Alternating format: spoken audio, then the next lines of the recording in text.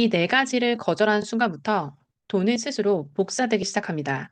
안녕하세요. 캐시넛입니다. 저는 지난 9년간 부동산 투자를 하면서 수많은 상위 1%의 자산가분들을 실제로 만나고 그분들의 삶을 직접 지켜볼 기회가 많았는데요. 30대 초반의 젊은 사업가분부터 70대 자산가분들까지 부자가 된 방식은 상속 사업 투자처럼 다 달랐지만 놀랍게도 이 네 가지 공통점이 있었습니다. 저도 이걸 깨닫기 전까지는 돈을 벌어도 늘 제자리였는데요. 근데 이 네 가지를 단절하면서부터 자산이 빠른 속도로 불어나기 시작했습니다. 오늘 영상에서는 여러분도 지금 바로 실천할 수 있는 상위 1% 자산가들이 인생을 바꾼 네 가지에 대해서 낱낱이 알려드릴게요. 단 하루만 실천해 보세요. 여러분들의 인생이 달라집니다.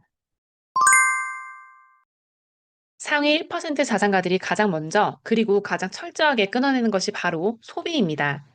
여기서 말하는 소비는 단순히 돈을 쓰는 것만 의미하는 게 아니라 우리 인생에서 가장 중요한 돈과 시간, 이 두 가지를 소비하는 걸 모두 포함하는데요. 부자들은 돈뿐만 아니라 시간까지 함부로 소비하지 않습니다. 우리는 종종 돈만 아끼면 되지라고 생각하지만 부자들은 돈과 시간 모두를 소비하는 게 아닌 투자하는 대상으로 대합니다. 정말 귀하게 대하는 거죠. 먼저 그들은 버는 것보다 절대 더 많은 돈을 쓰지 않습니다. 이런 절제된 소비는 단순히 아끼는 차원을 넘어서는데요. 내가 원하는 것과 필요한 것을 철저하게 구분해서 정말 필요한 것에만 돈을 사용하는 거죠. 저는 옛날에 사실 소비를 너무 좋아했을 때에는 이렇게 생각했어요. 아, 그래. 내 소비는 줄일 수가 없어. 그냥 내 소비 대신 엄청 많이 많이 벌자라고 했거든요. 그래서 실제로 많이 벌기 시작했는데, 그 많이 번 만큼 소비를 또 엄청나게 하더라고요. 그래서 이게 사실은 소비를 줄이지 않는 한 진짜 궁극적으로 부자가 되는 게 쉽지 않습니다. 미국에서 본인 사업체를 8천억에 엑시트한 자수성가의 아이콘 김승호 회장님도 돈의 속성과 알면서도 알지 못하는 것들에서도 내 수익의 25%의 소비가 적절하다고 했는데요. 이거 계산하면 만약 여러분의 순수익 1,000만 원이라면 250만 원, 500만 원이라면 125만 원, 300만 원이라면 75만 원입니다. 생각보다 굉장히 타이트하죠.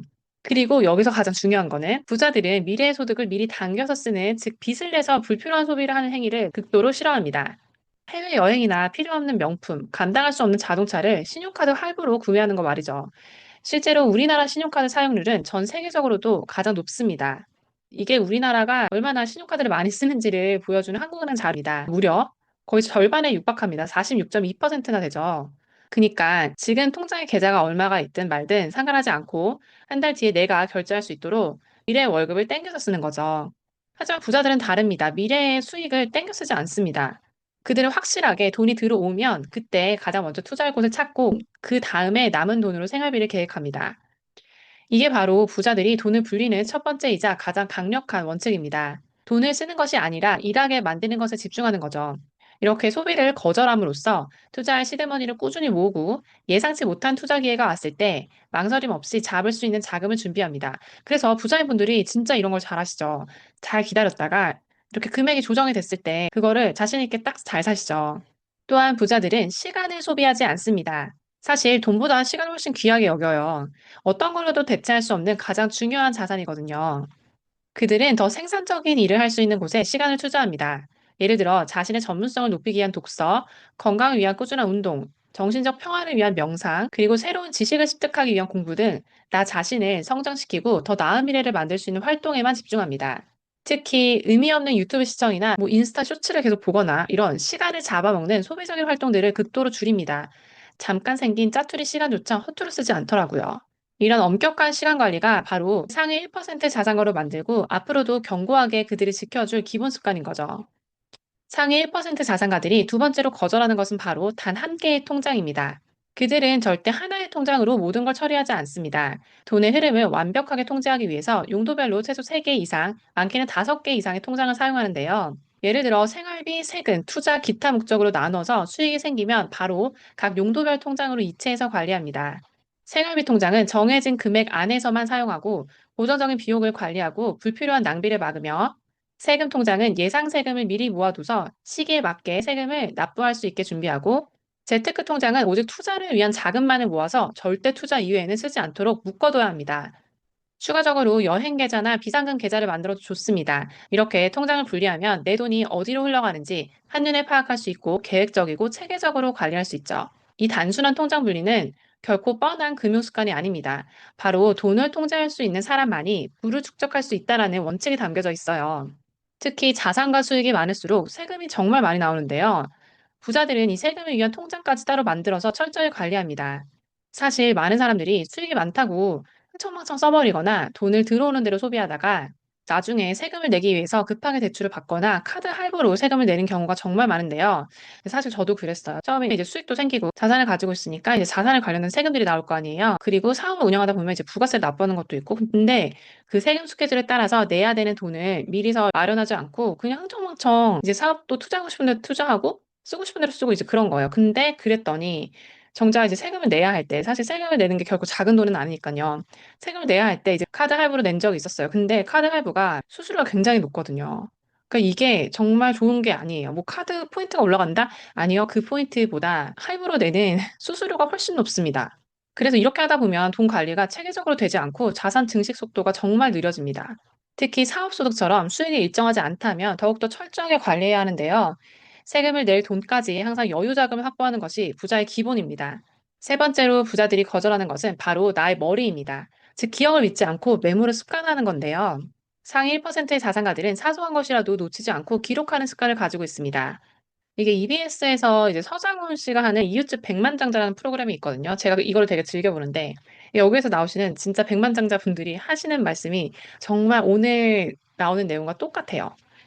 소름 돋게 똑같더라고요. 이분들도 엄청 이제 메모하고 기록하는 습관을 가지고 있습니다.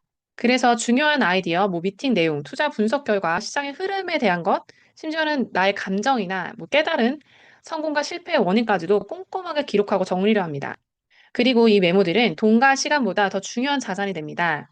이게 누적이 되면서 사업이든 투자든 자신만의 원칙이 생기고 반복되는 실수를 방지하게 되거든요. 그리고 심지어 여기서 더 좋은 기회를 찾기도 합니다. 여기서 어떻게 메모하는 게 가장 좋은지 물어보시는 분들도 계신데요. 어떤 형태든 상관없습니다. 중요한 건 기록하는 그 자체예요. 이제 저 같은 경우에는 전반적인 제 생각을 정리하거나 이제 하루의 스케줄이나 이런 것들을 쭉 적는 거는 제 개인 노트에 적고 있어요. 이제 여기에 이제 사업이나 투자나 제 개인적으로 느낀 거에 대한 거를 싹 적어 놓으면서 정리를 하는 거죠. 그래서 실제로 이제 계획이나 이런 거에 반영을 합니다.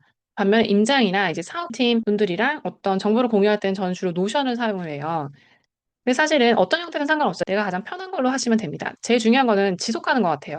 이 잠깐에 끝나는 게 아니고 이거 계속할 수 있게 만드는 거. 여러분도 오늘부터 내 머리를 믿지 마시고 기록을 한번 습관해 보세요. 작은 메모 하나가 여러분의 인생을 바꿀 수도 있고 미래의 중요한 투자 결정을 좌우할 수도 있습니다.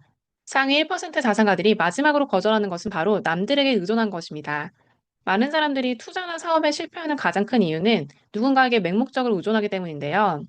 뭐 전문가가 찍어주는 종목이니까 무조건 오를 거야. 아니면 유명인이 추천하는 부동산이 안전할 거야처럼 친구 따라 강남 가는 식의 투자나 결정은 결국 실패로 이어질 확률이 높습니다. 사실 이분들은 이렇게 입으로만 얘기를 하는 거지. 그러니까 내 인생이나 내 투자나 사업을 책임져 주지가 않아요. 하지만 우리의 실패는 누구도 대신 책임지지 않고 나 자신이 책임집니다. 부자들은 외부 정보나 타인의 의견은 참고만 하되 최종적으로는 항상 스스로 철저하게 분석해서 결정합니다. 그래서 항상 공부하고 현장을 발로 뛰고 자신만의 투자 혹은 사업 원칙을 세워서 그 원칙에 따라 움직입니다. 또한 행여 실패나 좌절의 순간에도 남을 탓하거나 상황에 의존하면서 주저앉지 않습니다. 대신 내가 무엇이 부족했는지 분석하면서 다음 단계로 나아가기 위해서 구체적인 계획을 세웁니다. 이건 김수호 회장님의 알면서도 알지 못하는 것들 책에서도 볼 수 있는데요. 문제가 있을 때 누구에게 의존하거나 남을 탓하지 않고 가장 조용한 곳에서 끊임없이 나에게 스스로 질문하고 스스로 답을 찾아가는 것입니다. 나를 가장 잘 아는 사람이 나 자신이 되어야 어떤 환경 속에서도 나를 가장 좋은 곳으로 이끌 수 있습니다. 저는 이 네 가지 중에서 사실 이게 가장 어려웠던 것 같아요. 저는 이게 댕댕이처럼 사람들을 엄청 좋아하는 성격이라 뭘 자꾸 공유하고 이야기하는 걸 굉장히 좋아하거든요. 이렇게 유튜브 하는 것처럼요. 그래서 본의 아니게 옛날부터 주변 지인들에게 의존하는 경향이 강했던 것 같습니다.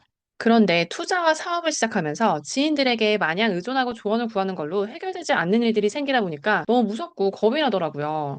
이게 지인분들한테 조언을 구할 때 그 지인분들이 또 그걸 경험했던 분들이라면 굉장히 조언이 도움이 될 때가 있거든요.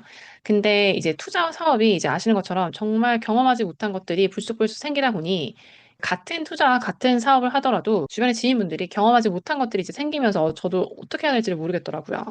그때 책을 정말 많이 읽으면서 나보다 먼저 그리고 훨씬 더 성공한 분들이 어떻게 했는지를 계속 찾아봤어요. 사실 처음에는 그러니까 내 같은 상황에는 이분들이 어떻게 해결했지 그런 거를 초점에 맞춰서 막 책을 봤거든요. 근데 그게 아니더라고요. 왜냐하면 책을 쓰신 분들도 내가 했던 경험을 똑같이 경험하지 못하신 분들도 되게 많아요. 그래서 답을 찾게 되었습니다. 바로 어떤 문제든 스스로 끊임없이 질문하고 답을 찾아가는 방법을 터득하게 되었어요. 어떤 문제든 수학처럼 딱 정답이 나오지도 않고 사람마다 상황마다 그 정답이 너무 다르다 보니까 내가 스스로 나에게 맞는 최고의 답을 찾을 수밖에 없더라고요. 결론은 내 자신에 대해서 가장 잘 알고 내가 나의 가장 친한 친구가 되어줘야 어떤 상황이든 나를 가장 좋은 상황으로 이끌어줄 수 있다는 겁니다. 여러분도 오늘부터 끊임없이 나 자신과 대화해 보세요. 특히 스스로 질문하고 답하면서 그 과정을 기록하고 정리하면 훨씬 더 빠르게 성장할 수 있습니다. 그런데 오늘 말씀드린 이 네 가지가 모두 처음 듣는 이야기인가요? 아마 여러분이 기존에 알고 있던 이야기일 거예요. 그렇다면 우리는 왜 아직도 이걸 실천하지 못할까요? 바로 이 세상에 부자들이 소수인 이유는 이렇게 다 아는 방법을 실행하는 사람이 아주 극소수이기 때문입니다. 사실 나 자신을 컨트롤하는 일이 세상에서 가장 하기 싫고 귀찮은 일이거든요. 그리고 눈앞의 편함과 달콤함에 취해서 뭔가를 자제하고 찾는다는 게 보통 쉬운 일이 아닙니다. 마치 금연, 금주, 다이어트처럼요. 그럼에도 불구하고 만약 오늘 영상이 이제는 더 이상 미루지 않고 내 인생을 바꾸고 싶다는 마음을 불러일으켰다면 지금이 바로 시작할 타이밍입니다. 지금 바로 꼬마 빌딩은 캐시넛을 구독하시고 아래 고정 댓글에 있는 무료 단톡방으로 들어오세요. 여러분들의 귀차니즘을 날려드리고 더 나은 내가 기대될 수 있게 만들어 드릴게요. 단톡방에 계시는 것만으로도 놀라울 정도로 인생과 시야를 업그레이드하는 경험을 하실 수 있습니다. 그럼 단톡방에서 뵐게요. 오늘도 시청해 주셔서 감사합니다. 행복한 하루 되세요.